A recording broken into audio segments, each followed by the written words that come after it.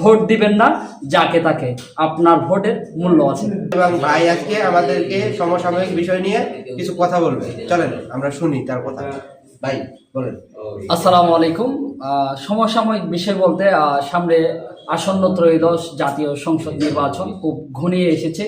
ধরতে গেলে মাঝখানে একটি মাস, জানুয়ারি মাসের পরে আমরা ফেব্রুয়ারির প্রথম প্রহরে, ফেব্রুয়ারি 12 তারিখ আসন্ন ত্রয়োদশ জাতীয় সংসদ নির্বাচন অনুষ্ঠিত হতে যাচ্ছে। ইতিমধ্যে প্রত্যেকটা উপজেলায় তাদের নিজ দলীয় সংসদ সদস্য ঘোষণা করেছেন। আপনার এলাকায় হয়তো অনেক প্রার্থী থাকতে পারে। সকলের প্রতি আমার একটাই আহ্বান, আমরা দীর্ঘ অনেক বছর পর আমরা ভোটের অধিকারটুকু ফিরিয়ে পেয়েছি। আমরা দীর্ঘ 15 বছর ভোটের অধিকারটুকু ফিরিয়ে পাইনি। সো দীর্ঘ প্রহর পরে যখন আমরা ভোটটা দিতে পারছি, আমার আমানতটুকু, আমাদের জনসমর্থনটুকু দিয়ে আমরা এমন একটি আমার অভিভাবক নির্বাচিত করব। আমরা কোনো নেতা নির্বাচন করব না, আমরা আমাদের অভিভাবক, যারা আমাদের জন্য কাজ করবে, যারা আমাদের কথা ভাববে। ওই রকম যেই প্রার্থী থাকুক, যেই দলের হোক না কেন, কোনো সমস্যা নাই।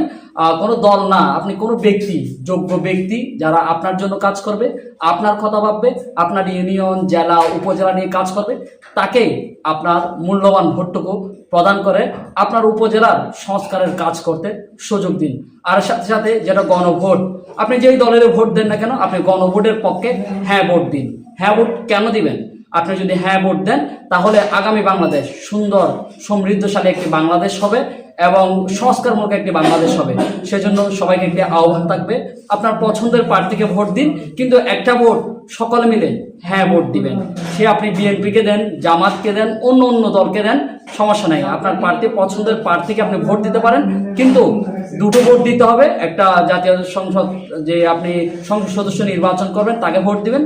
আরেকটা ভোট দিতে হবে আপনার যে গণভোট, হ্যাঁ বা না। আপনি হ্যাঁ পক্ষে আপনার মূল্যবান ভোটটুকু প্রদান করে আগামী সমৃদ্ধশালী নতুন বাংলাদেশ, যে উন্নয়নশীল বাংলাদেশ, সংস্কারমূলক বাংলাদেশ যেন গঠিত হয়, সেই হিসাবে সকলের কাছে মেসেজ রইল।